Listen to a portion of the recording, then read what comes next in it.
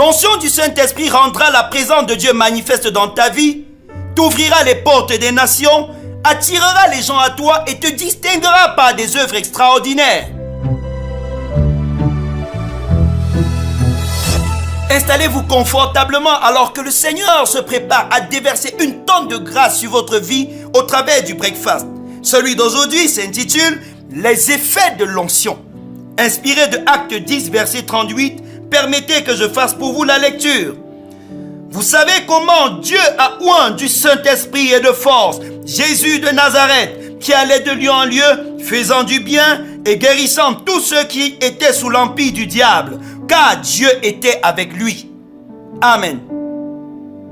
L'onction est le revêtement de puissance par lequel Dieu distingue tous ceux qui acceptent de vivre pour lui et le servir.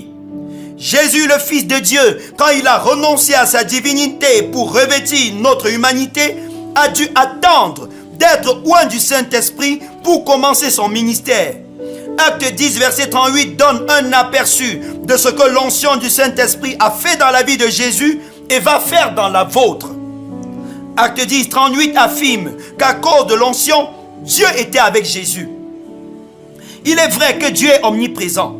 Il est partout, mais il ne se manifeste pas partout de la même manière. Quand il est fait spécialement mention de la présence de Dieu aux côtés de Jésus, il s'agit de sa présence manifeste et active. Aux côtés de Jésus, le Père créait un environnement extraordinaire, propice aux miracles et lui donnait des directives pour le succès de son ministère. Aussi, en recevant l'onction, la présence de Dieu deviendra tangible dans votre vie. Les gens le remarqueront et craindront Dieu. Il passera par toi pour les atteindre et des foules de personnes seront transformées extraordinairement par la puissance de Dieu. L'onction de Dieu transporta Jésus de lieu en lieu. Jésus put traverser des lieux hostiles comme la Samarie et convertir des perdus à cause de l'onction. C'est par l'onction qu'il alla dans des endroits que répugnaient ses concitoyens comme Tyr et Sidon. Cette onction dans ces lieux attirait les foules à tel point qu'ils ne pouvaient pas se cacher. Vous de même, l'onction de Dieu vous ouvrira les portes des nations. Même les pays les plus fermés s'ouvriront devant l'onction qu'il y aura sur vous pour l'évangile. Et les hommes vous respecteront en tout lieu. Des hommes reconnaîtront la puissance de Dieu en vous à cause de l'onction. Jésus faisait du bien grâce à l'onction. J'entends beaucoup de personnes qui prétendent faire du bien, mais dès qu'elles se sentent attaquées ou méprisées, elles se ferment sur elles-mêmes et essayent de se défendre. L'onction permit à Jésus de faire du bien à tous, même à ceux qui le combattaient. Il colla l'oreille d'un soldat venu l'arrêter, ressuscita la fille d'un chef de synagogue alors que les leaders religieux le détestaient, guérit les lépreux rejetés par tous et fit bien d'autres choses encore. Déclarer faire du bien sans l'onction est une pure prétention. Si vous voulez faire du bien, vous avez besoin de l'onction. L'onction rendit Jésus, enfin, capable de guérir toutes sortes de maladies. Aucune maladie ne fut un secret pour lui. Il guérit tous les malades qui venaient vers lui. De nos jours, bien-aimés, Satan afflige les gens par toutes sortes de maux, de cancers, d'infections. Vous avez besoin de l'onction de Dieu pour les libérer et les guérir. Recherchez ardemment l'onction du Saint-Esprit. Amen. Prions ensemble. Bénissez le Seigneur pour le modèle de Jésus qui vous a été donné. Dites merci à Dieu parce que vous êtes co-héritier de Jésus. Ce qu'il a fait dans l'humanité de Jésus est le modèle de ce qu'il veut faire pour vous. Demandez au Seigneur maintenant de vous remplir de son onction. Présentez-lui les choses que vous voulez réussir grâce à son onction. Présentez-lui les malades, les multiples malades de votre famille. Présentez-lui les difficultés que vous avez à parler de Jésus.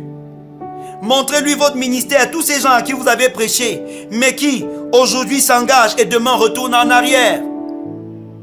Présentez-lui en même temps ces péchés têtus qui essayent de résister dans votre vie. La Bible dit que la graisse de l'onction viendra éclater le joug.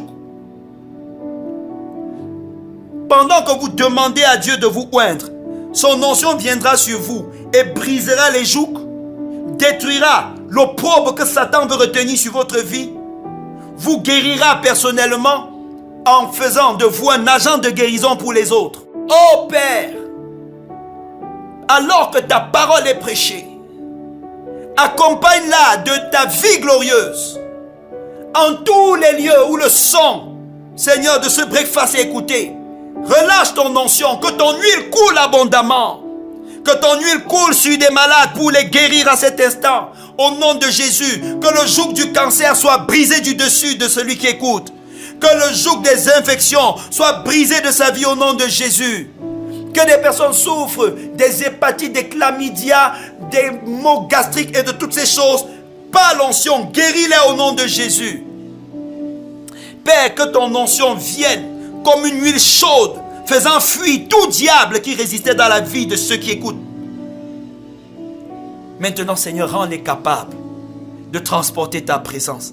Je déclare au nom de Jésus que tous les auditeurs de ce breakfast sont des porteurs de la présence de Dieu. Je déclare qu'ils sont des agents de guérison. Je déclare que les portes s'ouvrent devant eux, que les endroits où on les avait rejetés, l'onction fait qu'ils soient acceptés au nom de Jésus. Je déclare au nom puissant de Jésus qu'ils expérimentent de nombreux témoignages.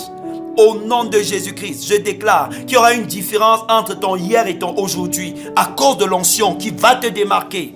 Au nom puissant de Jésus, nous avons prié. Amen. Demeurez davantage couverts de la grâce de Dieu et entraînés par son onction en tout lieu. Amen.